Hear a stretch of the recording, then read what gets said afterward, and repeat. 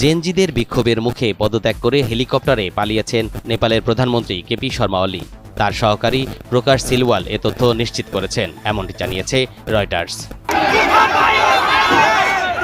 সামাজিক যোগাযোগ মাধ্যমের উপর নিষেধাজ্ঞা, দুর্নীতির বিরুদ্ধে প্রতিবাদ জানাতে ৮ সেপ্টেম্বর সোমবার থেকে নেপালে বিক্ষোভ চলে আসছিল।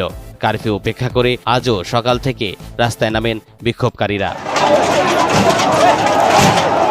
বিক্ষোভরতরা নেপালি কংগ্রেসের কেন্দ্রীয় কার্যালয় সহ বিভিন্ন মন্ত্রী ও রাজনীতিকের বাড়িঘরে হামলা ও ভাঙচুর চালায়।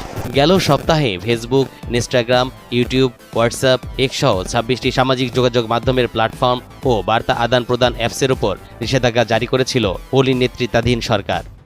সরকারের এই নিষেধাজ্ঞার বিরুদ্ধে প্রতিবাদ জানাতে ৮ সেপ্টেম্বর রাজপথে নামেন নেপালের কয়েক হাজার বিক্ষোভকারী। বিক্ষোভকারীদের বেশিরভাগই জেএনজি প্রজন্মের। রাজধানী কাঠমান্ডু সহ অন্তত ৭টি শহরে এদিন বিক্ষোভ হয়। বিক্ষোভ দমনে কঠোর হয় ওলি সরকার। নিরাপত্তা বাহিনীর সঙ্গে বিক্ষোভকারীদের সংঘর্ষে অন্তত ১৯ জন নিহত হন।